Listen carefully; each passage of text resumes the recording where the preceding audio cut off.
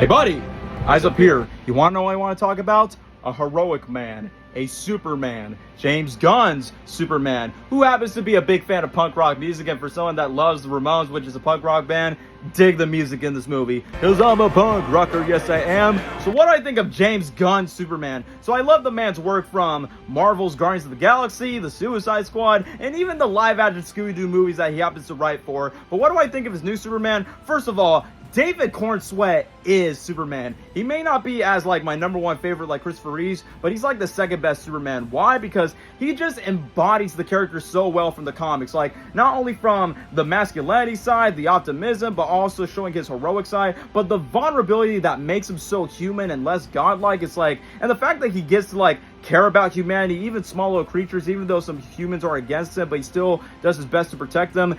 That's Superman right there. David just nails it, man. Rachel Brosnahan's Lois Lane, she's great in the role. I will admit, like in the first half, she acts a bit too girl bossy, like saying, yeah, I'm gonna choose my career over our relationship. But then when they get romantic together, both David Superman and Rachel's Lois Lane, their relationship is so irresistible, but also realistically relatable when they have their conflicts, their vulnerable moments, and it's like, yeah, easily one of the best chemistry moments in the movie. But as for Nicholas Holt's Lex Luthor, he makes Jesse Eisenberg's Lex Luthor and Batman v Superman such a joke, man, because this bro's a straight up menace. He finds a way to, like, you know, victimize Superman, also his ex-employees, creatures, ex-girlfriends, you know what I mean. But from his motives of what he tries to do to torment Superman, of why he wants the world to go against this alien that's taking over Lex Luthor's spotlight, it's very believable, but also the best Lex Luthor throughout the day. And as for the supporting characters, there are a lot of them. Guy Gardner was pretty funny. Miss Terrific was a standout. He actually was my favorite one of the new characters. Isabel Mister's hot girl, she was pretty fine, don't get me wrong, but I don't think she didn't really do much, but it was nice to see her there.